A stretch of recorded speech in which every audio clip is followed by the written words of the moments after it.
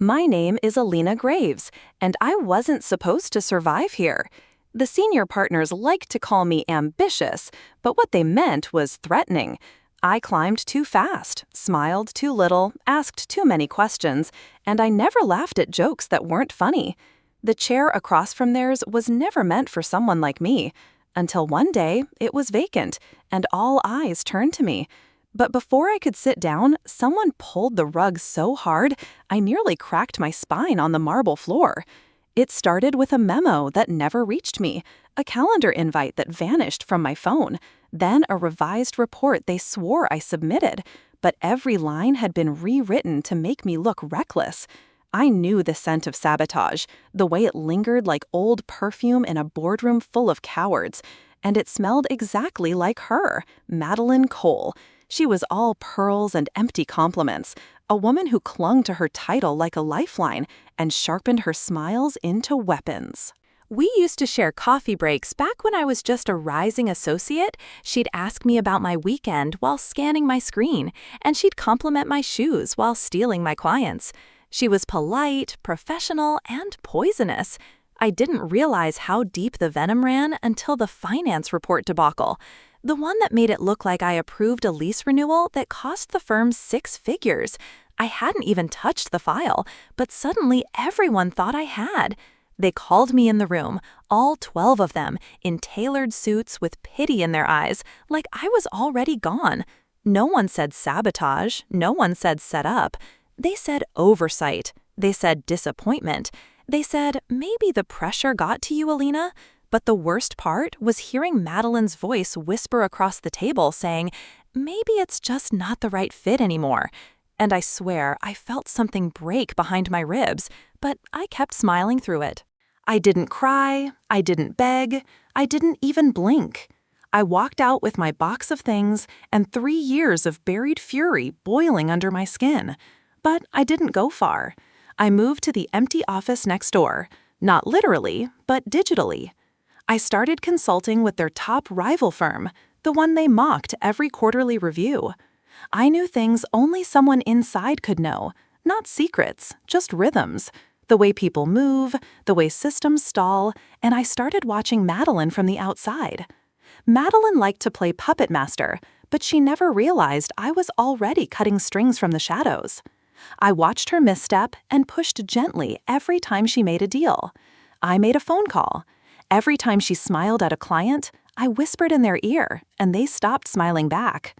I wasn't loud, I wasn't cruel, I was calculated. Until the board started noticing her win rate was slipping, and the referrals dried up, and no one knew why, but she did. I left no trace, no emails, no texts, just a gentle tilt of the scales, just enough to make her stumble the way she made me fall. And every time her voice cracked in a meeting or her hand trembled holding a report, I knew the cracks were spreading from the inside. But I wasn't done. Not yet. Not until she knew what it felt like to be erased, piece by piece, while everyone watched and smiled and pretended not to see. They offered her my chair 6 months after I was gone, and she took it with that smug little nod she always used, like the world was finally in order again. But the moment she sat down, the seat burned because the files didn't match, and the numbers didn't add, and the people didn't follow her. They followed habit and instinct, and she had neither. They started questioning her judgment, her memory, her ethics, until the same board that defended her began scheduling private meetings without her. I saw the panic bloom behind her eyes, even through the glass in the building across the street.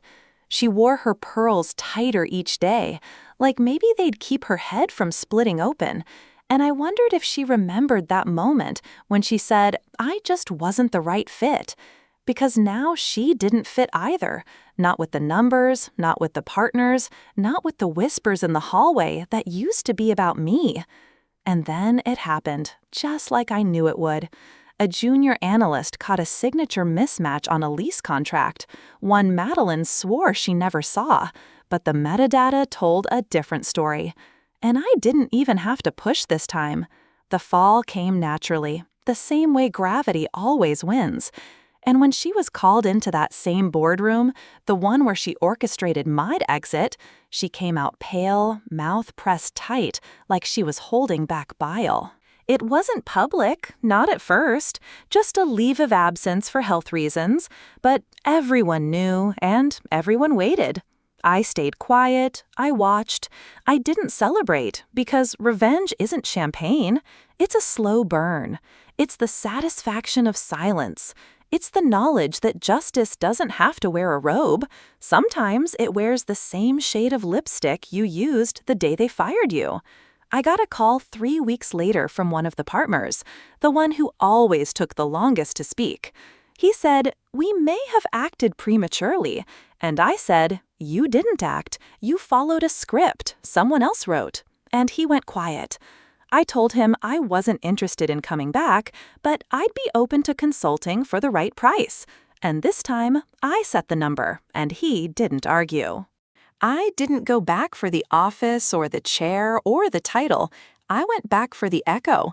The moment I stepped into that building again, people turned, not in pity, not in silence, but in recognition.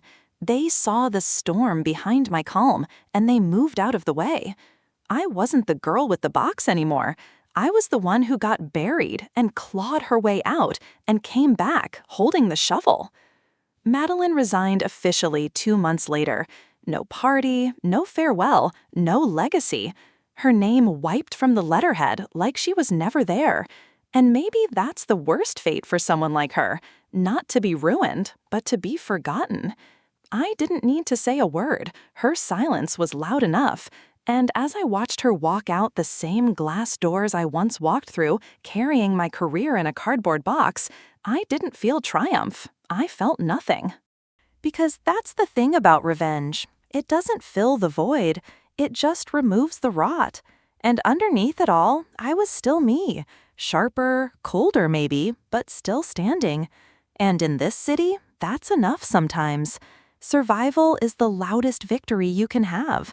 And I didn't need their ecology. I didn't need redemption. I just needed them to remember that I was never the one who couldn't handle the heat. I was the one who lit the match. They offered me the chair again, the one I'd bled for, the one I watched her stain, and I stared at it for a long time, not because I wanted it, but because I finally understood why it mattered so much. It wasn't about power, it was about place. The idea that if you sat there, they couldn't push you off the map. But now, I knew better. The chair didn't make me untouchable, it made me a target. And I'd rather stand and move than ever be cornered again. The younger women in the office started reaching out quietly over coffee or through late-night emails, asking how I did it, how I came back. And I told them I never left. Not really. I stayed in their minds, in their doubts, in their data. And when I rose again, it wasn't a comeback. It was a continuation. I told them, don't shrink, don't soften, don't wait for permission, because no one hands you your worth. You build it and you protect it tooth by tooth. My name is Alina Grant, and I was never meant to sit quietly. I was never meant to stay small. I was built for more, and the fire they tried to drown only made me burn cleaner, stronger, and brighter. They'll remember me not because I was loud, but because I was undeniable. And long after my name leaves the building, the echo of what I did here will keep walking these halls in heels sharper than any knife.